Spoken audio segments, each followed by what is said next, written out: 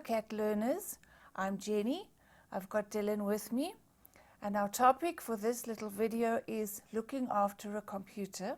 And I'm going to kick off by asking Dylan to tell us about the physical care of a computer, or perhaps even other computing devices. Okay, well I think the first thing to bear in mind is that computers are perhaps not as robust as they might look. They are still fairly delicate instruments, and so they need to be handled with care. If you are a little bit too rough with your device, chances are something's going to break somewhere along the way.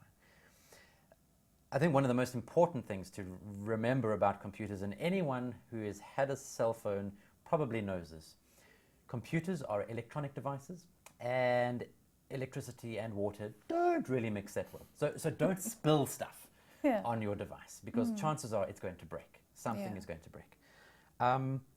I think it's also important to wherever possible, keep your device in a protective cover. So if you're going to go out and buy a new device, whether it's a laptop or a tablet or a phone, invest a little bit of extra money into something that's going to protect that device. So a cover, perhaps something like this. So if it does get bumped or knocked or perhaps dropped, it's not the end of the world.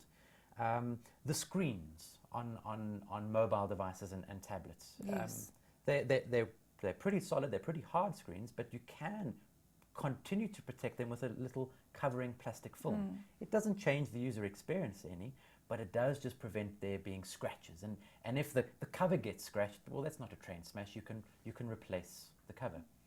I think the last thing to say is don't throw them, don't drop them. I don't think that's a good idea. It's not generally a good idea. Maybe the analogy to draw is treat it like an infant. You're not going to drop a newborn baby. You're going to carry it with care. You're not going to kind of tuck it under your arm and hope it doesn't slip out. Just be responsible. Hold it with two hands when you're moving it from one place to another, and you're probably going to be fine. Okay, but now let's take it a bit further. Most people don't know how to take care of something like the hard drive in their laptops. Ah, right. I think there's some special things one needs to consider. Yeah. Well, the hard drive in a laptop, most hard drives, it's a series of discs, very similar to old records, old LPs. Not exactly the same technology, but also there's a reader that moves along that disk. So if you have a laptop and the disk is spinning, it's accessing data from the hard drive, and you pick it up, and that action jolts, that needle is going to skip, and it might scratch that plate, that platter. And when it does so, it's going to damage the platter, and it's going to damage the data in that portion of the platter, and that data is no longer going to be available to you. Do that enough times, and your whole hard disk is probably going to start failing. So many laptops do have software in them that if it notices that there's some sort of movement, it immediately lifts the reader off the platter so that it's not going to damage. But it's not fail-safe. And sometimes you might jolt it sufficiently hard enough that software can't take the necessary action. So if you're going to move your laptop, and our IT guy at Mindset is always reminding us about this, put it into sleep mode. Yeah. Okay, put everything down, make sure that it's not spinning, make sure that it's not doing anything, then move it, and when you're ready to start using it again, then open the lid. Putting it into sleep mode is not going to go through the whole startup sequence again, so you're not going to waste too much time, but you're probably going to save quite a lot of money not having to replace the hard drive physically and not having to replace all the data that you've just lost. Yeah. Okay. Now, passwords also play a part here. Why are they important? And more importantly, I think just from a practical point of view, what makes for a good password? Well, think of a password like the lock on your front door. Okay, most of us who live in a house or a flat or something, when we go out, we want to protect what's behind that door, so we lock it.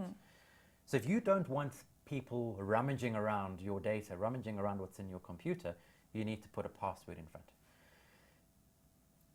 But there are good passwords and there are bad passwords. The password is not a good password because it's something that is easy for somebody to guess. The password 1234 is probably not a good password. What tends to make good passwords are using a combination of letters and Yes. numbers and special characters. The special characters like the @ sign, maybe brackets, maybe exclamation points. Good passwords tend to be longer rather than shorter. Like how many? 10, 15 characters. Okay. Really good password. And they tend to not follow language conventions. So they tend to not be recognizable words, but more of a random sequence of characters.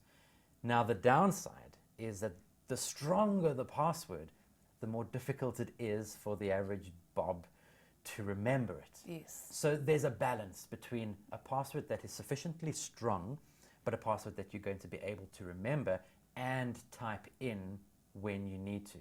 If it's full of funny characters that you kind of need to twist yourself into acrobatics to get to all the keys, That's no good. you're probably not going to enter it correctly. And in many instances, if you enter the password incorrectly X number of times, it's going to say, oh, someone's trying to break in, and it's going to lock things down. So find a balance between those two extremes.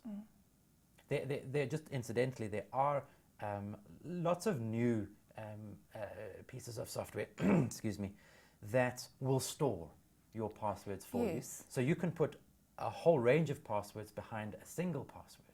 Yes. And the other thing to keep in mind, and this is certainly on my laptop at work, but it's also on the new Apple devices, are biometrics, where the password isn't something you type in. The password is a fingerprint in most cases. In some advanced cases, it's a scan of your iris. So any part of your body that is unique can also be used as a password, and increasingly technology is becoming available that allows us to use that as our password as well. Okay. Great. So I think we can sum this up by saying, cat learners, you know that you have to look after all your computing devices. Dylan has given us a couple of very easy, practical ways to do that. And make sure that you have the kinds of passwords that really do protect you. Thank you very much. That's all for today.